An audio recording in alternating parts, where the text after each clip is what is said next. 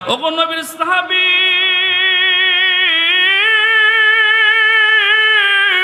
তাইলে তুমি কেন একবার দাঁড়াও একবার বসো, আবার দাঁড়াও একবার বসো? রাখাল সাহাবী ভয় পাইছেন, থতমত দৌড়ে গেছেন, কিছুই বলে না। আমার ভাইরা রে, নবী আমার টের পাইছেন সামনে আলোচনা আওয়াজ হচ্ছে। নবী আমার বয়ান থামায় দিয়া ডাক দেখায়, ওমর কি হয়েছে মেহেরবানি করে বলো, আমার সামনে এসে দাঁড়িয়ে যাও। হযরত ওমর ভয় পাইলেন, নবী আমার মনে হয় মুখের জবানের আওয়াজ শুনে ফেলেছেন। হযরত ওমর আর রাখাল সাহাবী নবীজির সামনে দণ্ডায়মান হয়। নবী আমার ডাক দেখায়, ওমর কি হয়েছে একটু মেহেরবানি করে তুমি আমাকে শোনায় দাও। ওমর ডাক দেখায়, নবীজি ইয়া রাসূলুল্লাহ, ইয়া হাবিবাল্লাহ, আপনার সামনে তো দাঁড়ায় বয়ান শোনা যাবে না, আপনার সামনে তো বেয়াদবি করা যাবে না, বিনয়ের সঙ্গে নমনীয়তার সঙ্গে বয়ান শ্রবণ করতে হবে। কিন্তু রাখাল সাহাবী একে তো সবার পর আসের পরে দাঁড়ায় দাঁড়ায় বয়ান শোনে, এই জন্য তাকে ধমক দিয়েছি যেন বসে বসে বয়ান শোনেন।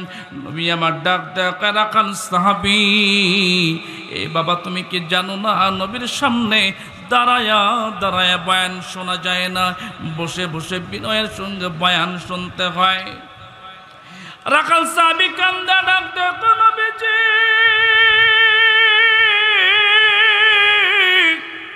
ইয়া রাসূলুল্লাহ, ইয়া হাবিবাল্লাহ, আমি এই জন্য দাঁড়াই, আমি তো একজন মনিবের রাখাল, আমি জমিনে গরু চড়াই, আমি জমিনে উট চড়াই, দুম্বা চড়াই, ছাগল চড়াই, আমি তো প্রত্যেক দিন বয়ান আসতে পারি না। মালিক তো বিধর্মী, মালিক তো নাস্তিক, আমাকে ছুটি দেয় না। আজকে যখন একটু ফ্রি ছিলাম, দুপুরবেলা আমি উট দুম্বাগুলো গাছের সঙ্গে বেঁধে রেখেছি। কে যেন বলে, জানোনি আজকে এই মুহূর্তে বিশ্ব নবীজি মসজিদে নববীতে বয়ান করে, জোরে কোন মারহাবা। সাহাবী কান্দা ডাকতে কয়, নবীজি প্রতিদিন তো সুযোগ আমার হয় না, আজকে যেহেতু সুযোগ পাইলাম আপনি বয়ান করবেন আর আমি বয়ান শুনবো না, তা হয় না। আমি উট দুম্বাগুলো যখন বেঁধে রেখে সবার পরে যখন দৌড় দিয়ে আসছি, তাকায় দেখলাম নবী গো মসজিদ নববী তো ভরপুর হয়ে গেছে সাহাবায়ে কেরাম দিয়ে। এ যুগে তো আমরা মাইকের মাধ্যমে বয়ান করি, আওয়াজ অনেক দূর যায়। ওই সময় তো কোনো তথ্য প্রযুক্তি ছিল না, প্রযুক্তির কোনো ব্যবহার ছিল না, মাইক্রোফোন ছিল না, মাইকের ব্যবহার ছিল না। সাহাবী ডাক দেখা, নবী গো আপনি মেহরাব থেকে কি বয়ান করেন? খোদার কসম আমি বুঝি না, আমি সবার পিছনে বসার কারণে আপনার জবানের আওয়াজ কিন্তু আমার কর্ণগহ্বর পর্যন্ত পৌঁছায় না। ইয়া রাসূলুল্লাহ, ইয়া হাবিবাল্লাহ, কিন্তু আমি যখন ভিতরে প্রবেশ করলাম বুঝলাম যে আমাকে দাঁড়ায়া কাম হবে না, আমাকে বসে কাম হবে না, নবীকে দেখতে পারবো না। নিচু জায়গায় শেষ মুহূর্তে দরজার সামনে বসার কারণে আপনার চেহারা দেখতে বড় কষ্ট হয়। এই জন্য বেয়াদবি যদি হয় শুধুমাত্র দাঁড়ায় আপনাকে দেখার জন্য। ওগো নবীজি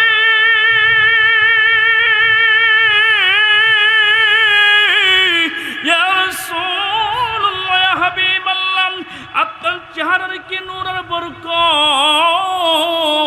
কেউ না জানলে আমি জানি। আমি কেমন ভাবে ঈমান এনেছি আপনি জানেননি। আমি একদিন এখান দিয়ে রাখালি করার জন্য দুম্বা নিয়ে যখন ময়দানের দিকে যাইতেছিলাম, ইয়া রাসূলুল্লাহ, ইয়া হাবিবাল্লাহ, আপনি মসজিদ নববীর মধ্যে সাহাবায়ে কেরামদেরকে নিয়ে বয়ান করতেছিলেন।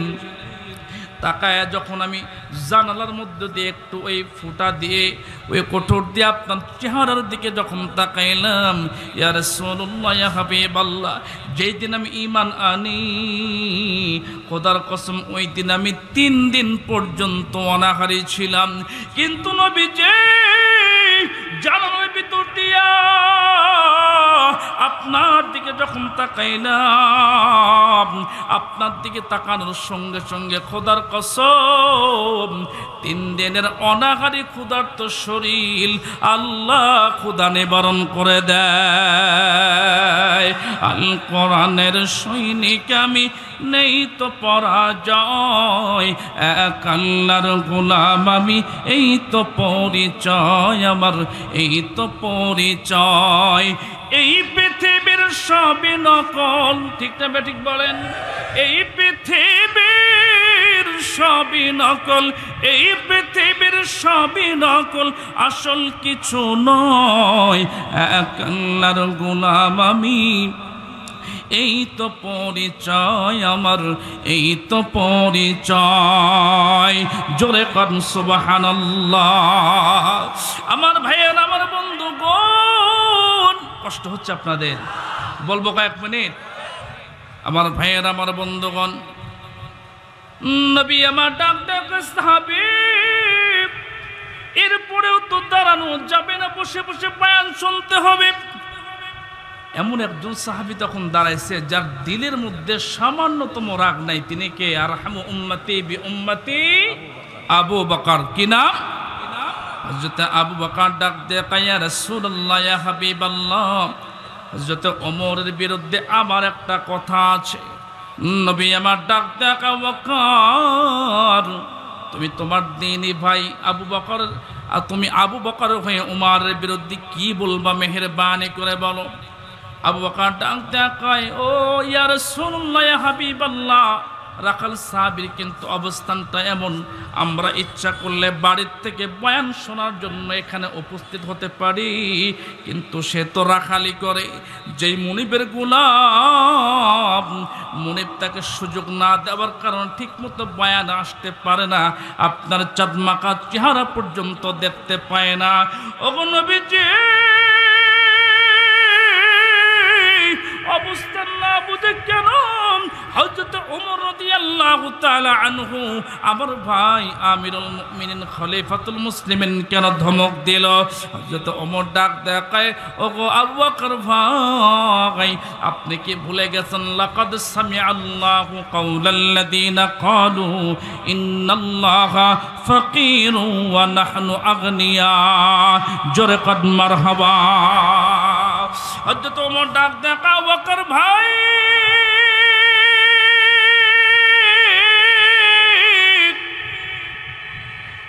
আপনি কি ভুলে গেছেন কাফেরদের কাছে যখন আপনি কালেমার দাওয়াত নিয়ে ইহুদিদের নেতাদের কাছে বলছিলেন, পড়ো লা ইলাহা ইল্লাল্লাহ, নাই কোনো মাবুদ আল্লাহ ছাড়া। ওই সময় একজন কাফের নেতা ডাক দেয়া কয়, আবু বকর, তুমি একজন ভালো মানুষ, ঠান্ডা মেজাজের মানুষ, কিন্তু তোমার অবস্থানটা, তুমি কোন ধর্মের প্রচার করতে আসছো? যেই ধর্মের উপাস্য, যিনি মালিক, যে আল্লাহ আছে, ওই আল্লাহ তো ফকির, ওই আল্লাহ তো মিসকিন। নাউজুবিল্লাহ, এত আসতে কইলেন? এই জোরে কোন নাউজুবিল্লাহ। আবু বকর ডাক দেখা, কাফের, একে বললে তুই কি কাকে ফকির বললি? কাফের নেতা ডাক দেখা, ওয়াকার, শোনো, তোমার আল্লাহ এই জন্য ফকির, তোমার আল্লাহ এই জন্য মিসকিন, তোমরাই তো বলো। যখন কোনো মুমিন মুসলমান বান্দা যখন দান করে, এই দান নাকি আল্লাহর রাস্তায় হয়, আল্লাহর জন্য হয়, তাইলে তোমার আল্লাহর দান সদকা লাগে। তোমার আল্লাহ ইন্নাল্লাহা ফাকিরু ওয়া নাহনু আগনিয়া। জোরে কন নাউযুবিল্লাহ। আবু বকরকে দ্বিতীয়বার বলার পরে নাক দেওয়া কয়, কাফের,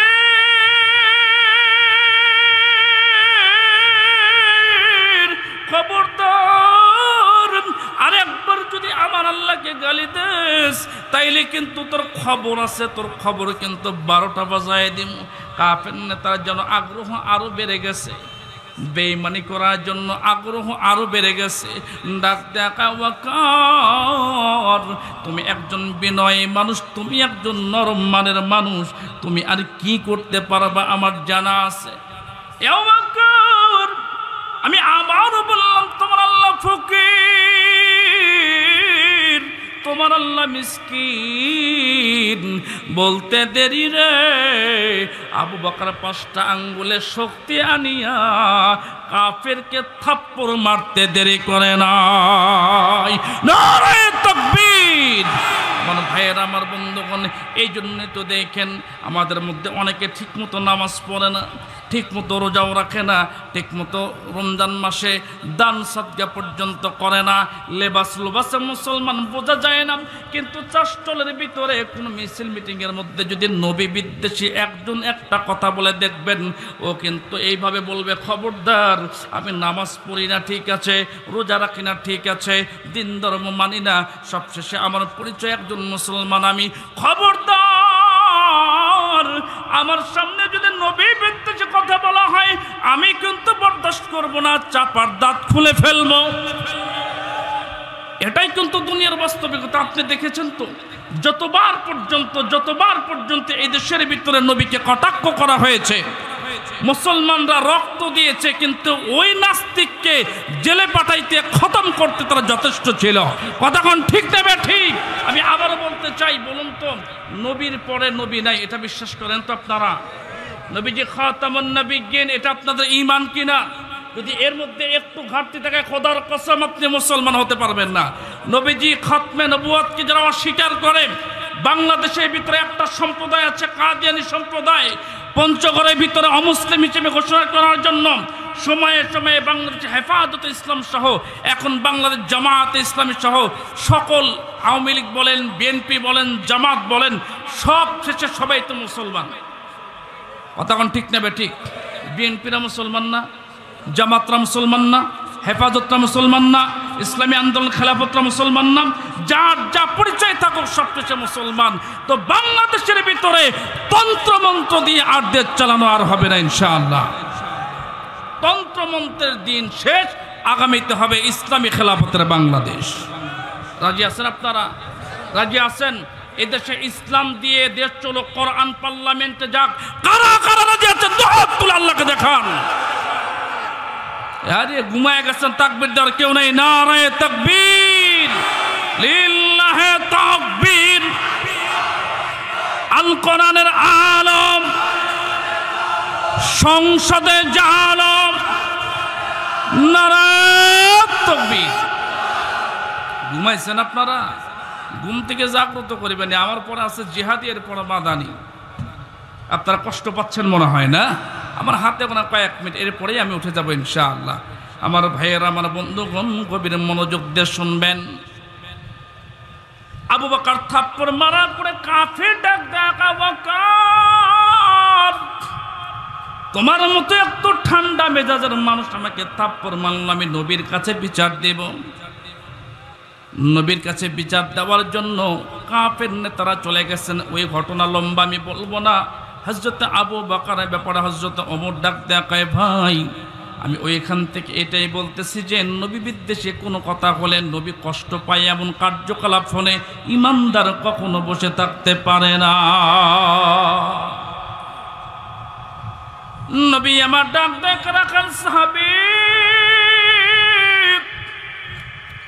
আমার চেহারা দেখলে তোমার দিল ঠান্ডা হয়, আমার চেহারা দেখলে তোমার ভালো লাগা কাজ করে, কিন্তু শরীয়ত মানতে হবে, আমার হাদিসও মানতে হবে।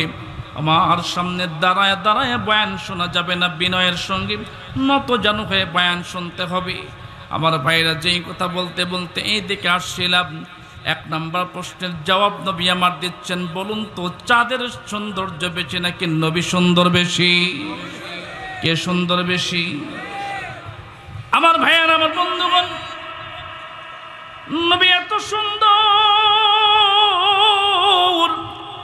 আম্মা জান খাদিজা বলেন, আমি ঘরের মধ্যে যখন কাঁথা সেলাই করতাম, বিশ্ব নবীজি যখন ঘরে প্রবেশ করতেন, আমার হাত থেকে পরা সুই, যেটা সুচ অনেক আগেই পড়ছিল, আমি আলোর কারণে, অন্ধকার হওয়ার কারণে, আলো না থাকার কারণে তুলতে পারি নাই।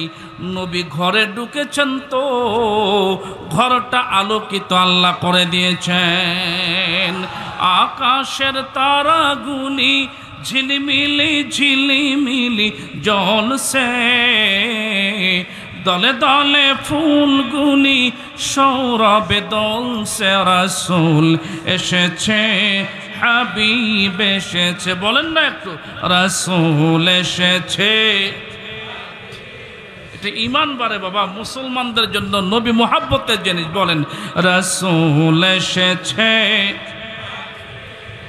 আরব দেশে কাবার পাশে মানবের সেরা মানব এসেছে জোরে কোন মারহাবা আরব দেশে কাবার পাশে মানবের সেরা মানব এসেছে ধুলির ধরা সাজিয়ে দিতে আল্লাহর দোস্ত এসেছে নবী এসেছে হাবিব এসেছে নবী এসেছে হাবিব এসেছে বলেন রাসূল এসেছে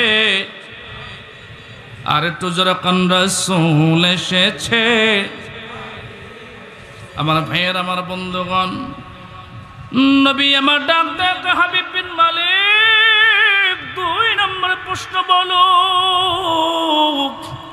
হাবিব বিন মালিক ডাক দেখ মুহাম্মদ 2 নম্বর প্রশ্ন হইল তোমার কাছে আমি তোমার অভিজ্ঞতা নবী হিসেবে ক্ষমতা দেখতে চাই চাঁদের চাইতে যেহেতু তোমাকে আল্লাহ সুন্দর করে বানাইছে তাইলে তোমাকে দায়িত্ব দিবে এই মুহূর্তে সবার সামনে আকাশের চাঁদ দ্বিখণ্ডিত করবা নবী আমার মনটা খারাপ করে মাথাটা নিচের দিকে দিয়ে দেয় আল্লাহ ডাক দেখায় দোস্ত রে টেনশন কইরো না এতিম করে তোমায় বানাইছি দোস্ত টেনশন করার দরকার নাই তোমার যত কাজ আছে আমি আল্লাহ তোমার জিম্মাদার সমাধা করে দিব মনটা খারাপ কইরো না নবী আমার জনমের এতিম হালাত কি শোনেন আপনাদেরকে ছোট্ট কারগুজারি শোনাই গত বছর আমার মাদ্রাসায় কোরবানির ছুটি হচ্ছে মাদ্রাসা ছুটি ঘোষণা হয়েছে সব ছাত্ররা বাড়িতে যাওয়ার জন্য বেডিং গোছাচ্ছে কিন্তু একজন ছাত্র আমাকে ডাক দেয় কয় হুজুর আমাদের হেফজখানার ভিতরে যে হুসাইন আছে এই ছোট্ট হুসাইন শুধু সকাল থেকে কান্না করতেছে এখনো পর্যন্ত খানাও খায় নাই এখনো পর্যন্ত বেডিং গুছায় নাই আমি আমার কাছে ডাক দেয় কয় হুসাইন কেন কান্দো কি হয়েছে মেহেরবানি করে বলো হুসাইন ফুপায় ফুপায় কান্দে একটা কথার জবাবও দেয় না আমি এক পর্যায়ে ধমক দিলাম বেটা কান্দোস তো বলস না কি হয়েছে আমার সঙ্গে একজন মুফতি সাহেব ছিলেন ডাক দেয়া কয় বেটা হুসাইন কোনো ছাত্র কি তোকে মেরেছে কোনো হুজুর কি তোকে ধমক দিয়েছে এই জন্য তুমি কান্দিস ছোট্ট হুসাইন ডাক দেয়া কয় হুজুর না না কোনো উস্তাদ জি আমাকে মারেও নাই গালিও দেয় নাই কোনো ধমকও দেয় নাই এক পঙ্গুরে মুসলমান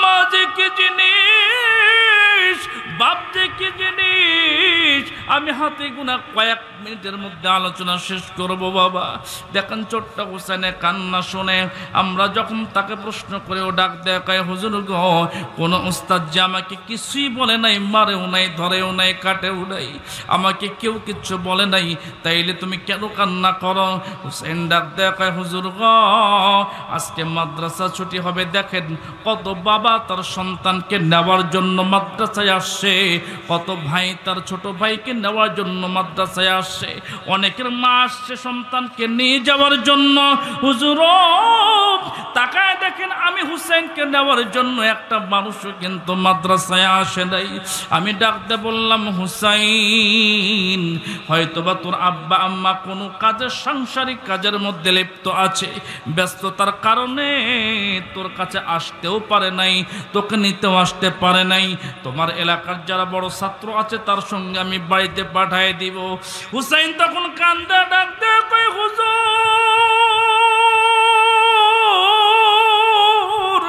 ঘটনা তা নয় আমার বাপ্পা কেমনে আসবে রে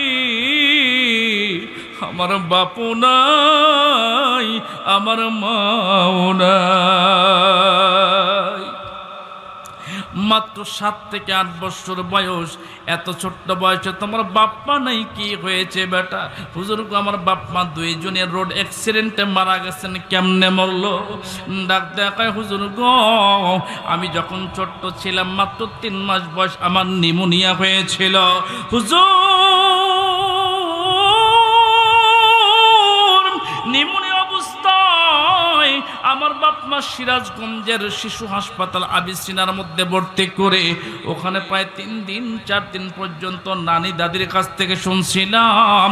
3 দিন 4 দিন পর্যন্ত আমাকে ট্রিটমেন্ট করায়া একটু সুস্থ হওয়ার পরে যখন আমার বাপ্পা আমাকে কোলে করে যখন বাড়ির দিকে নিয়ে যায়, আমার সিরাজগঞ্জে একটা জায়গা আছে ভূয়াগাতি বিশ্ব রোড, মারাত্মক দুর্দর্শ এলাকা, এমন কোন সপ্তাহ মাস নাই যে অ্যাক্সিডেন্ট দুর্ঘটনা হয় না। ছোট্ট হুসেন ডাক্তার কয়, হুজুর আমার বাপ্পা যখন রাস্তা পার হচ্ছিল আমাকে কোলে নিয়া, হুজুর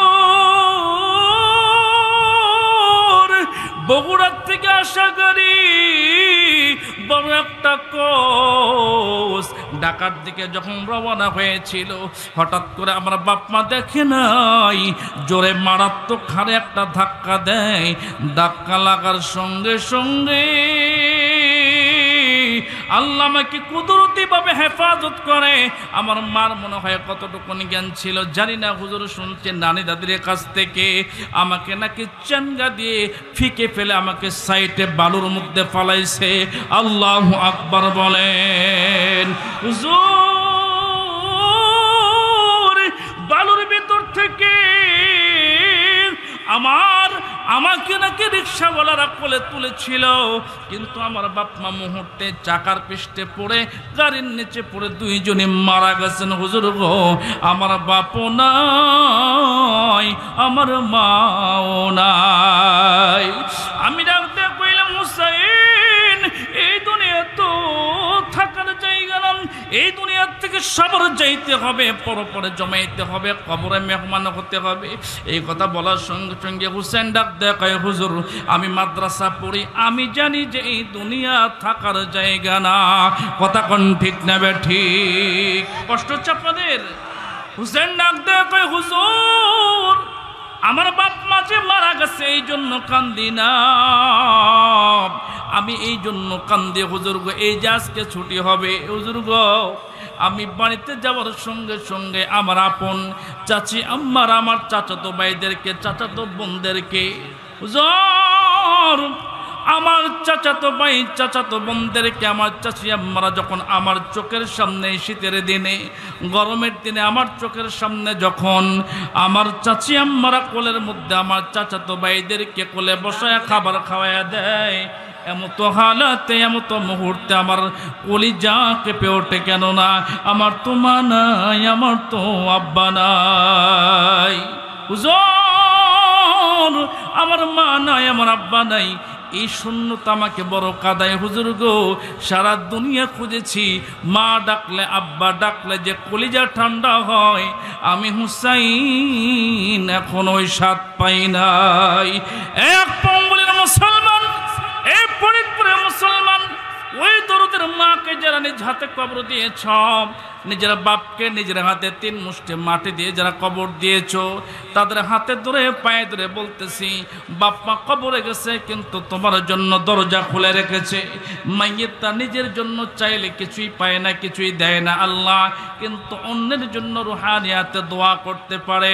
আজকে যে মাদ্রাসার মাহফিলে আপনারা বসেছেন, জানেননি আমি আমার এই এক যুগের অভিজ্ঞতার থেকে বলতেছি, খোদার কসম ও ফরিদপুর পাবনার মুসলমান, আমি নিজে দেখেছি আমার অনেক ছাত্র রাতে ঘুমের ঘরে স্বপ্নের ভিতরে কোরআন পড়ে। এই সমস্ত ছাত্ররা যারা মাদ্রাসায় পড়ে, আপনার টাকা আপনার চাল আপনার দানের মাধ্যমে তাদের খানার ব্যবস্থা করা হয়, আবাসস্থল করা হয়। আমি আপনাদের কাছে অনুরোধ করতে চাই, এই যে 24 জন হাফেজ ছাত্র আপনাদের দানের ফসল মাদ্রাসায় আপঙ্গুলে, এই মাদ্রাসা থেকে 24 জন হাফেজ ছাত্র বের হচ্ছে, এই মাদ্রাসা কিয়ামত পর্যন্ত জারি থাকুক কি আপনারা চান? কারা কারা চান হাত তুলে আল্লাহকে দেখান। এই টান টান করে তোলেন মিয়া, ঘুমাইছেন নাকি? একটু টান করে তোলেন, একটু হাত নাড়া দেন তো। হ্যাঁ,